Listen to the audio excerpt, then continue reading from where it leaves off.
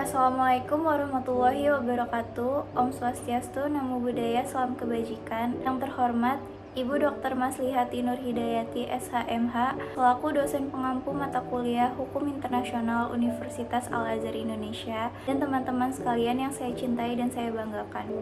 Perkenalkan, nama saya Holila Ramadanti dari kelas HE21X, jurusan Ilmu Hukum Fakultas Hukum Universitas Al-Azhar Indonesia dengan NIM 0711521007.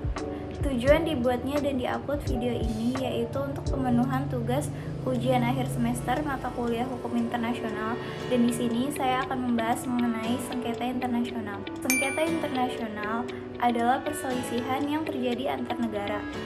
Hal yang menjadi sengketa biasanya berupa masalah wilayah, warga negara, hak asasi manusia, atau masalah terorisme.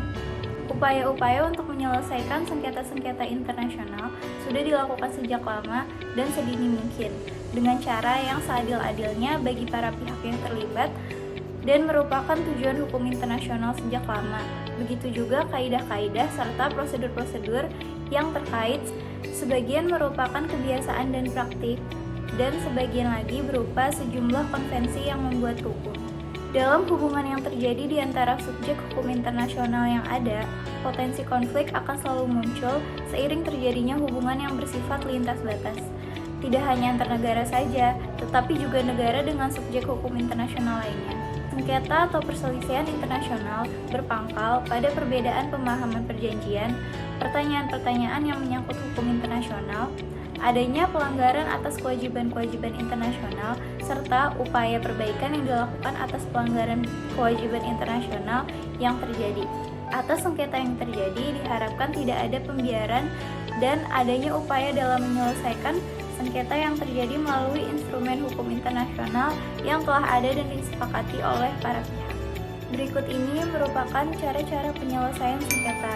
Yang pertama, secara damai, yaitu apabila para pihak telah dapat menyepakati untuk menemukan suatu solusi yang bersahabat. Dapat dibedakan menjadi dua. Yang pertama yaitu penyelesaian hukum atau legal means of dispute settlement.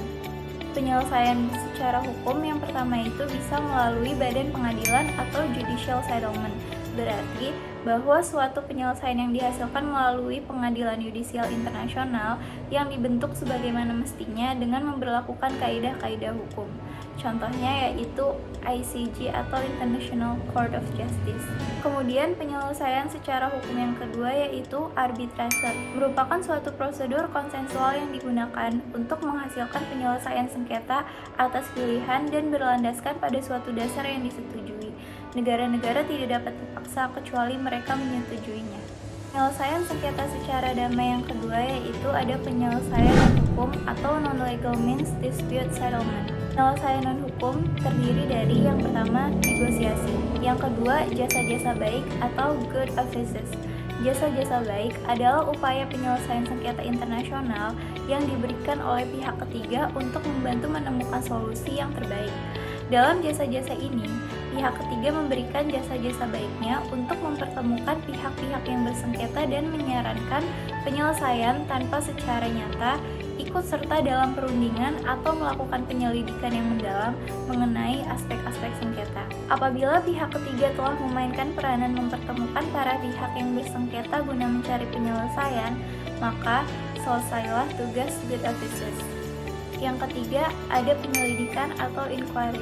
Dalam hal ini, penyelidikan merujuk pada proses penyelesaian sengketa yang dilakukan kapan saja oleh badan otoritatif tentang fakta sengketa. Yang keempat, ada mediasi. Yang kelima, konsiliasi, yaitu merupakan metode penyelesaian sengketa internasional secara damai dengan bantuan negara-negara lain atau badan-badan yang tidak memihak, atau merupakan pengajuan sengketa kepada suatu komisi untuk membuat laporan mengenai usul penyelesaian sengketa bagi para pihak yang tidak memihak.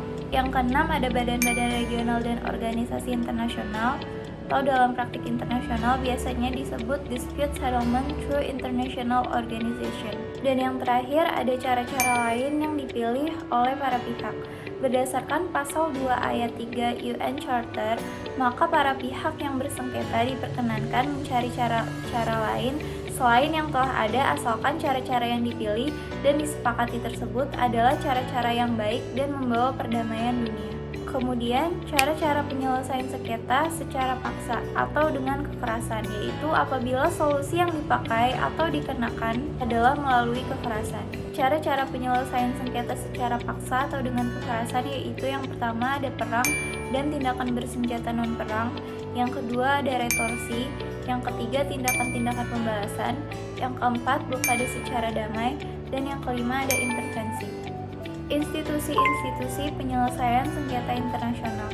Berikut ini adalah institusi-institusi penyelesaian sengketa internasional. Yang pertama ada UN atau United Nations Organization atau yang biasa kita kenal dengan PBB. Dasar hukumnya yaitu Pasal 2 Ayat 3 Piagam PBB yang menyatakan bahwa semua anggota akan menyelesaikan perselisihan internasional mereka dengan cara damai sedemikian rupa sehingga perdamaian, keamanan internasional, dan keadilan tidak terancam. Badan yang terlibat yaitu ada General Assembly atau Majelis Umum PBB dan Security Council atau Dewan Keamanan PBB. Lalu yang kedua ada ICJ atau International Court of Justice. Dasar hukumnya yaitu Statute of ICJ atau yang biasa dikenal dengan Statuta ICJ, menyelesaikan sengketa internasional yang melibatkan antar negara, antara lain sengketa wilayah dan lain-lain. Adapun bentuk keputusan pengadilan dan opini penasehat. Kemudian yang ketiga ada ICC atau International Criminal Court. Dasar hukumnya yaitu Statute of Rome atau yang biasa dikenal dengan Statuta ICC, menyelesaikan kasus-kasus pelanggaran HAM berat seperti kejahatan perang, genosida, dan lain-lain. Yang keempat ada DSD atau Dispute Settlement Body of World Trade Organization. Dasar hukumnya yaitu Understanding on Rules of Procedures Governing the Settlement of Disputes atau yang biasa dikenal dengan DSU, Dispute Settlement Understanding, menyelesaikan sengketa dagang internasional antar negara berdasarkan pengaturan perdagangan internasional di bawah WTO atau World Trade Organization. Yang kelima ada ICSID atau the International Center for Settlement of Investment Disputes. Dasar hukumnya yaitu the New York Convention on Recognition and Enforcement of Arbitral Award, merupakan badan penyelesaian sengketa di bidang investasi yang melibatkan negara dan MNC atau multinational corporation dari negara lainnya. Berikut ini merupakan contoh atau studi kasus penyelesaian sengketa internasional yang ditulis oleh Nova Septiani Tomahayu dalam jurnalnya yang berjudul Tinjauan Yuridis Penyelesaian Sengketa Internasional dengan menggunakan metode arbitrase, studi kasus Rafat Ali 5 Republik Indonesia di ICSID, yaitu masalah penyelesaian sengketa antara Rafat Ali dengan pemerintah Indonesia. Sengketa tersebut diajukan oleh Rafat Ali ke lembaga arbitrase ICSID dengan memakai dasar hukum perjanjian BIT.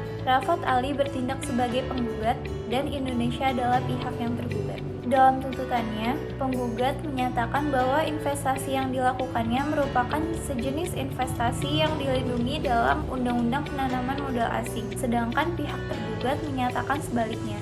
Sehingga dalam putusannya, ICSID menyatakan bahwa investasi penggugat bukan merupakan investasi yang dilindungi oleh Undang-Undang PMA dan ICSID tidak berwenang mengadili sengketa tersebut. Putusan ini menegaskan bahwa penanaman modal yang mendapat perlindungan hukum di Indonesia adalah penanaman modal yang secara langsung dilakukan dalam menjalankan kegiatan usaha penanaman modal. Penanaman modal tidak termasuk penanaman modal yang dilakukan secara tidak langsung atau portfolio investment. Berdasarkan putusan dari ICSID, maka penyelesaian sengketa kasus investasi tersebut dapat disimpulkan dalam dua hal. Yang pertama, putusan arbitrase ICSID memberi catatan penting mengenai praktik hukum arbitrase di Indonesia.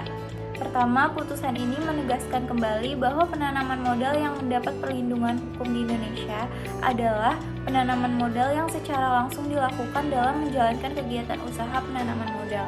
Penanaman modal tidak termasuk penanaman modal yang dilakukan secara tidak langsung atau portfolio investment. Yang kedua, sengketa ini juga menegaskan bahwa penanaman modal yang berhak mendapatkan perlindungan hukum di Indonesia bukan portofolio, tetapi juga harus mendapatkan satu persyaratan penting lainnya. Persyaratan izin atau persetujuan dari BKPM atau Badan Koordinasi Penanaman Modal merupakan syarat mutlak agar suatu penanaman modal mendapatkan perlindungan hukum.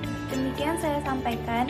Atas segala kekurangan, kehilafan, dan kesalahan yang saya perbuat selama saya menyampaikan materi pembahasan, saya memohon maaf yang sebesar-besarnya, dan saya ingin menyampaikan terima kasih kepada Ibu Dr. Maslihati Nur Hidayati, SHMA, selaku dosen pengampu mata kuliah Hukum Internasional Universitas Al-Azhar Indonesia, sehingga video ini dapat terselesaikan dengan baik. Atas segala waktu dan perhatiannya, saya ucapkan terima kasih. Wassalamualaikum warahmatullahi wabarakatuh.